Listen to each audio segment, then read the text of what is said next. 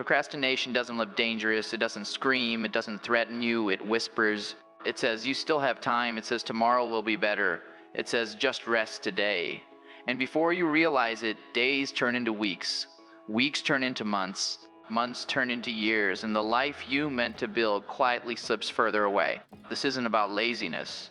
This is about the invisible cost of delaying your dreams, the confidence you lose, the momentum you never build, and the version of yourself that never gets a chance to exist. If you've ever felt stuck, frustrated, or disappointed in how long you've been waiting to start, this message is for you. If this resonates, subscribe for more honest conversations about growth, and comment below with the one thing you've been putting off longer than you want to admit. Procrastination doesn't kick down the door and take something from you. It doesn't announce itself as a problem. It slips in quietly, disguised as patience, planning, or being realistic. It tells you there's no rush, that you can start tomorrow, that today doesn't really matter, and that's how time disappears. Not in dramatic moments, but in ordinary ones. A day you could have started but didn't. A week you meant to use but let pass. A year where nothing went wrong, yet nothing moved forward either. The dangerous part is this: while you're waiting, life keeps going. Opportunities don't stand still. They don't wait for you to feel ready. The version of the world that would have welcomed your courage at 25 doesn't exist at 30. The energy you had last year doesn't automatically come back next year. People move on. Doors close. Circumstances change. And when you finally look up, you don't feel like time was stolen. You feel like you misplaced it. That's the quiet theft. Procrastination doesn't just delay action. It delays learning. It delays mistakes you need to make early. It delays growth that only comes from doing. Every day you postpone starting, you also postpone becoming. You don't lose time all at once. You lose it in fragments. 10 minutes here, an hour there, enough to convince yourself it doesn't matter. Until it does. Until you see someone else doing what you once talked about. Until you realize the window you were waiting for already passed. Until regret shows up. Not loud, not dramatic, just heavy.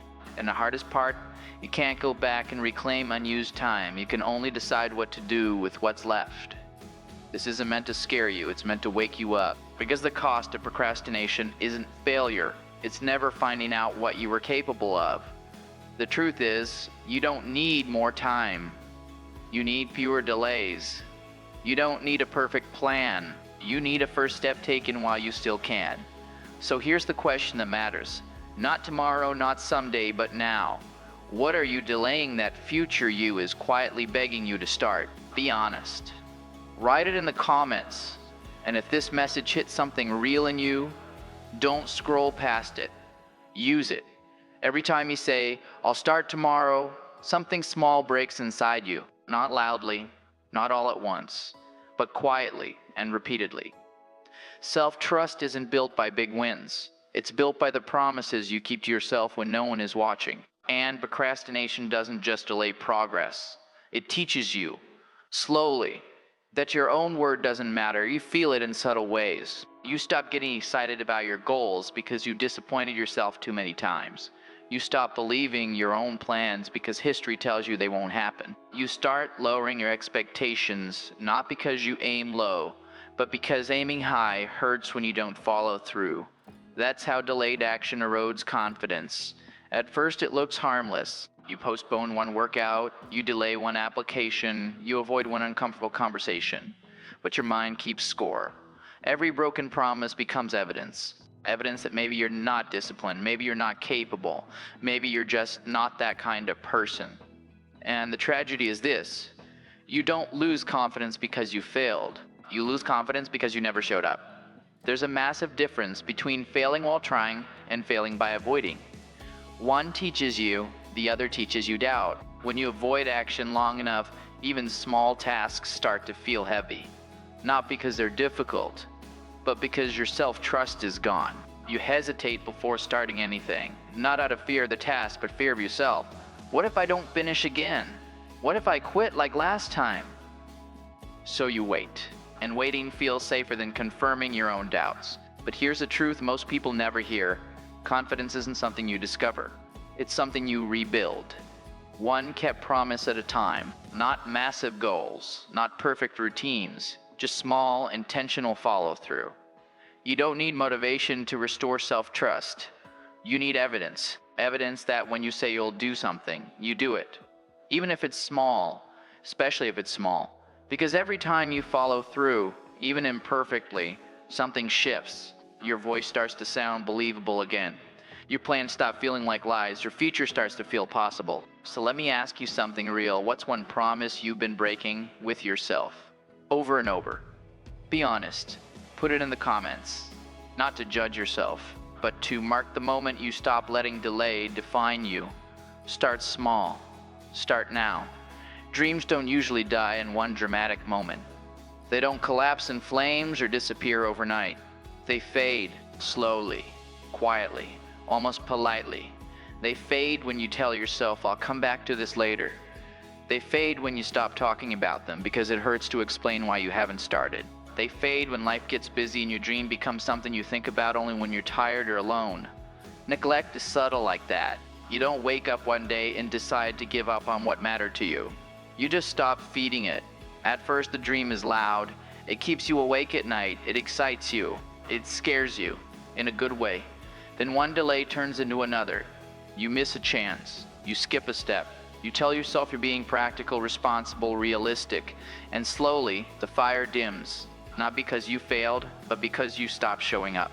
Failure hurts, but it teaches. Neglect does something worse. It convinces you that the dream was never important in the first place. You start rewriting the story. You say it was unrealistic. You say it wasn't meant for people like you. You say you grew out of it. But deep down, you know the truth. You didn't grow out of the dream. You grew tired of carrying the guilt of not pursuing it. That's why faded dreams hurt differently. They don't scream. They linger. They show up when you see someone else living a life that feels familiar. They show up in moments of quiet when you wonder how things could have turned out.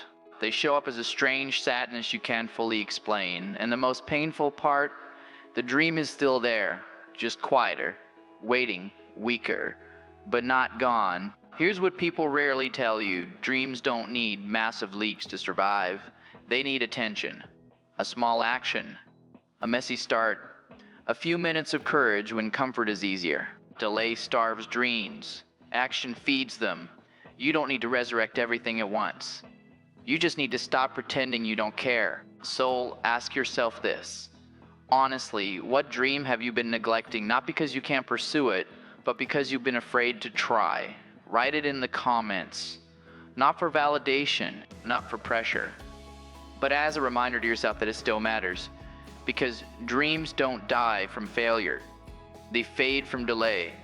And you can still choose to show up. Waiting feels harmless. It feels responsible. It feels safe. It feels like you're avoiding mistakes, avoiding embarrassment, avoiding risk, like you're protecting yourself. But what waiting actually does is charge you quietly. Comfort as a price. And it doesn't send the bill right away.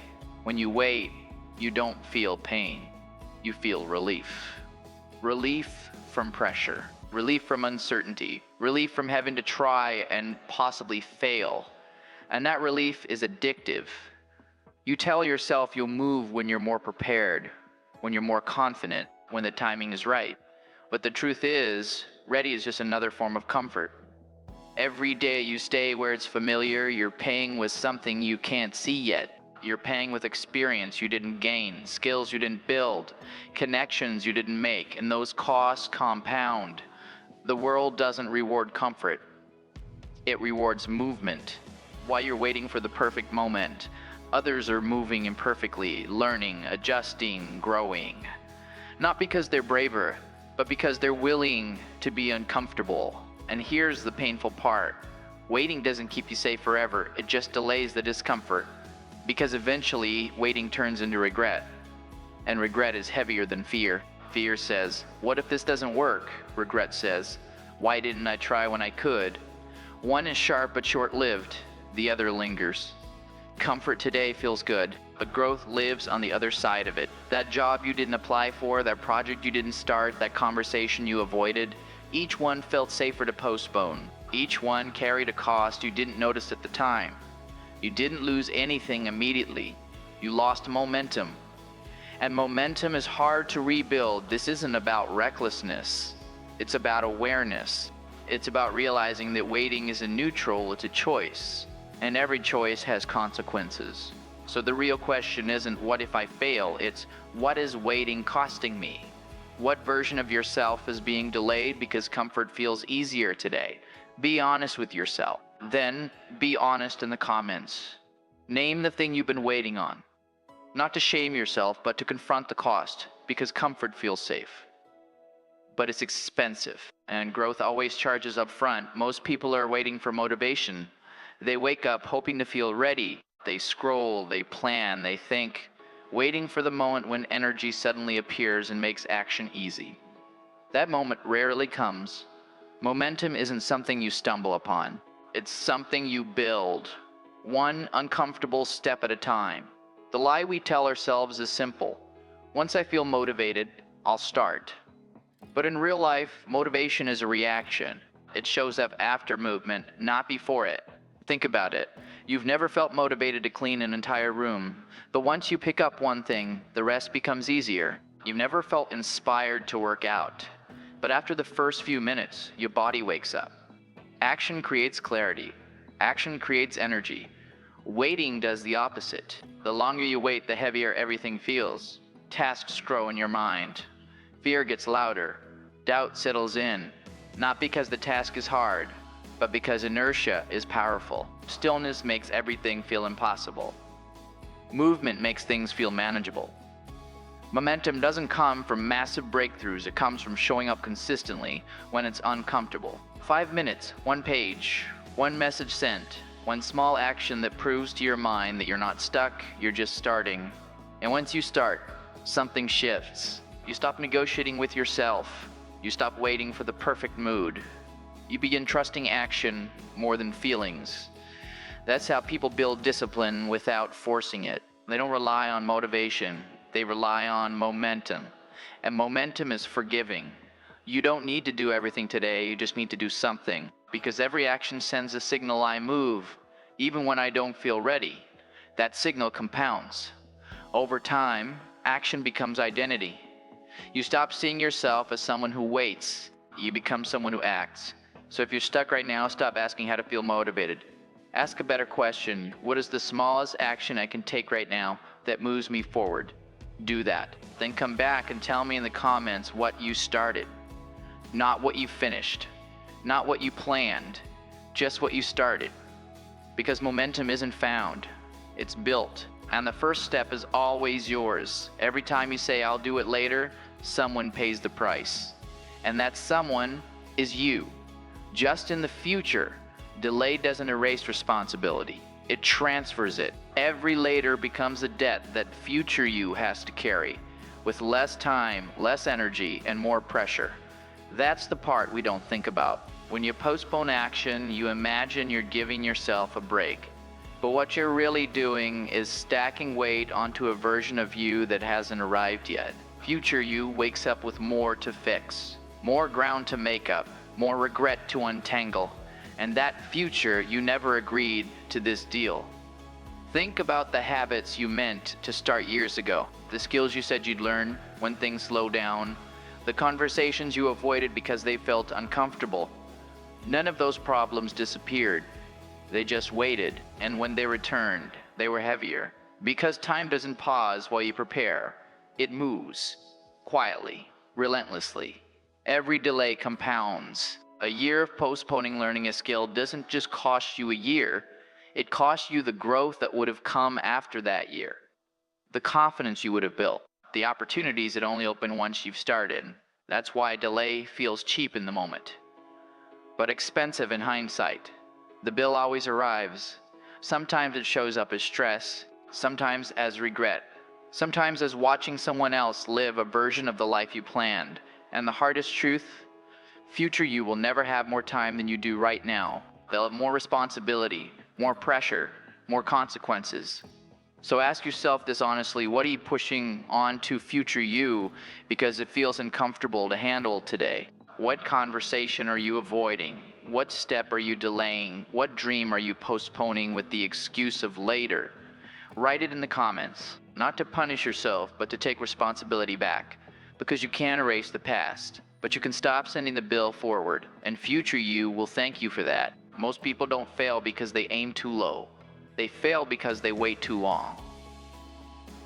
They're waiting for confidence, for clarity, for the perfect plan, for the right moment. And while they wait, nothing moves. The truth is uncomfortable but simple. Perfect conditions don't exist. They never have. Every meaningful thing you admire in your life started messy, unclear, incomplete. But we convince ourselves that our start has to look impressive or it doesn't count. So we don't start at all. We tell ourselves, I'll begin when I have more time, when I know more, when I feel ready. But readiness isn't a feeling. It's a result. Starting small isn't weakness. It's honesty. It's admitting that you don't know everything yet and choosing to move anyway. It's choosing progress over perfection, motion over comfort. One page written matters more than a perfect outline. One workout matters more than the ideal routine. One honest conversation matters more than endless rehearsal. Small actions feel insignificant in the moment, but they change something critical: direction. When you start small, you stop negotiating with yourself. You stop asking permission. You stop waiting for motivation to show up. You create proof that you can move even when it's uncomfortable. Proof that you don't need certainty to act. Proof that you're capable of follow through. And that proof compounds faster than motivation ever will. Progress doesn't come from intensity. It comes from consistency. 5 minutes today becomes 10 tomorrow. One step becomes a habit becomes identity, and suddenly the thing you were afraid to start becomes something you're already doing. Not because conditions changed, but because you did. This is where most people misunderstand growth. They think progress requires courage first, but courage is built after movement. You don't wait for confidence to take action. You take action to build confidence. So stop asking yourself if you're ready. Ask a better question. What is the smallest step I can take right now without overthinking it? Do that. Then come back and tell me in the comments what you started. Not what you finished, not what you perfected, just what you started. Because starting small is still starting, and starting is where everything changes. Procrastination isn't just about wasted time, it's about wasted versions of yourself. Every delay, every later, every moment you chose comfort over action didn't destroy your future. It postponed it. It quietly took your momentum. It weakened your self-trust. It dimmed dreams that once felt alive. But here's the truth that matters most. None of that means it's too late. Time only moves in one direction, but growth still begins the same way it always has. With a decision. Not a perfect plan. Not a sudden surge of motivation. Just a choice to stop waiting. You don't need to catch up with anyone else. You don't need to fix everything at once. You don't need to erase the past. You only need to stop sending the bill forward. Start where you are, with what you have, as you are.